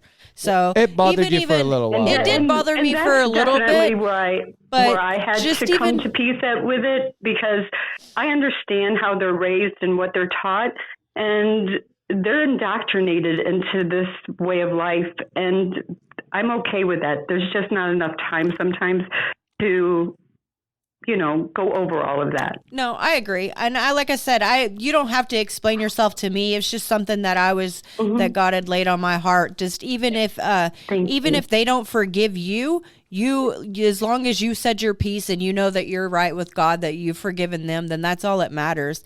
Like, you can't let these people dictate your life and how you live your life, but you have to also have peace in yourself and not worry. Even though that they're reaching out to your kids, just know that that's just not the type of people that you probably want to try to build the walk that you're trying to build and the life that you're trying to build with grace and peace in yourself is not the type of people that you probably want to be around anyways. But just make sure that you forgive them and be wholehearted about it. And thank you. Absolutely. Thank you so much. Okay. We're at 2 hours. We got to wrap this thing up. Tamara. Oh, yes. Thank you so much for coming on. I appreciate it, sis. Very unique episode. You were right. I appreciate it. I appreciate it a ton. And I'll keep in touch with me, okay? Yeah. I will. You have my number. You all can keep in touch with me. That'll Okay. be great. If you get a chance to head up Thank here, come you. on, girl. All right. Love you, sis. I will. All right. Love you guys too. Bye. Wow. Yeah, that's cool, man. Man, my heart hurts. Yeah. My heart hurts. I mean, like, literally hurts. Well, I got the whole started on an obeying thing. Mm-hmm. God was like,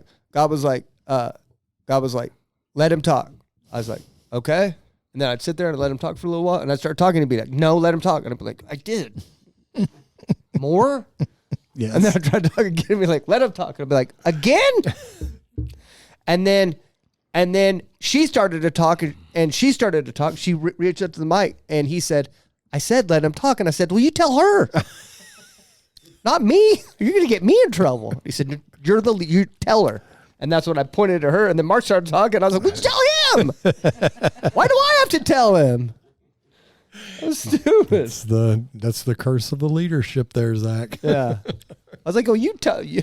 Right. They're doing this But I monkey mean, in the middle. what- You tell them. They got the same spirit. Monkey in the middle. I hope That's good. I hope what I said was what God was directing me. I could feel him all over me. Yeah. And it was like, Well, it's pretty clear you both had the same background. man, I mean, that was pretty deep for me. But the unbelievable part is I didn't grow up seeing church abuse. I never Yeah. experienced that part. You can kind of understand why the word Christian upsets her because of the examples she said. But I thought that was perfect what you said about how the word Christian is really not you always capitalize the Christ and then minimize the IAN. And I think you maybe redefined that word for her. I think you may have took the stigma off of it. I know if I thought the word Christian was bad and you said that would have, like, you took that away from me. Like, you made that word like it's Christ is the base of that word. And then IAN, that's us because we're supposed to embody him, But- not anything to do with us. Exactly. But I mean, like, what is Christian? What was the Christian church in the beginning? Followers of Christ. Yeah. Followers of Christ. That means that everything you did was to emulate Christ. Right. But then You told what he was here for. well, but then that became too easy, and we got to complicate it all up.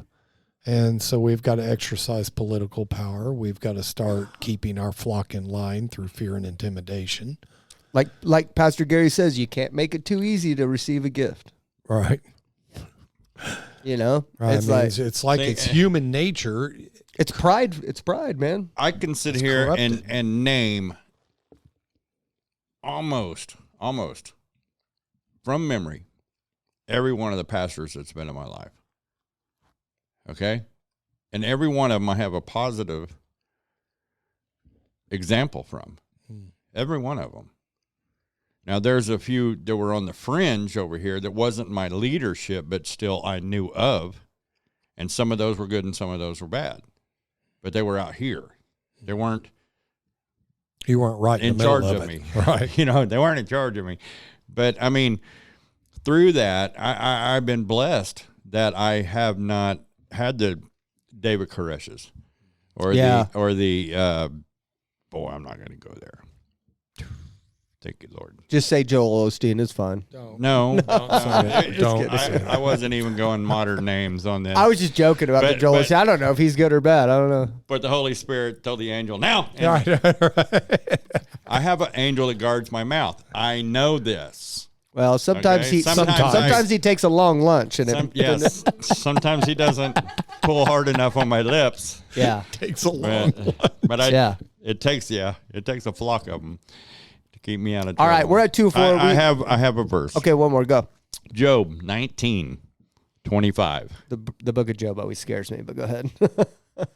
I know that my Redeemer lives, and that in the end he will stand upon the earth. And after my skin has been destroyed, yet in my flesh I will see God. I myself will see him with my own eyes. I, and not another. How my heart yearns within me. My heart, the more into my walk with the Lord, the more my heart yearns. And that is my temperature. Yeah. Okay? My thermostat. That's my thermostat.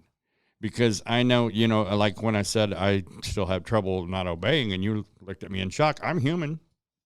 There are still things that I fight in my flesh daily. Well, the reason why I said that is I try to get a good gauge of where I'm at, because I'm just in here in my own head thinking that, like I told you, I genuinely believe that like sometimes like many are called, few are chosen, that I don't even know if I have what it takes to be chosen, because I don't have anything to gauge it with, because I'm usually just, it's in here. Did you choose to let God in your heart? Yeah. Then you've chosen. Right. Okay, when you accept Jesus as your Lord and Savior, then you have chosen. Yeah. All right? He's already chose you. He already died for you, bro. Yeah. All right? I mean, for ministry, like following. to be a person that, yeah, sometimes I follow him, yeah, sometimes. But like I said earlier, sometimes I don't.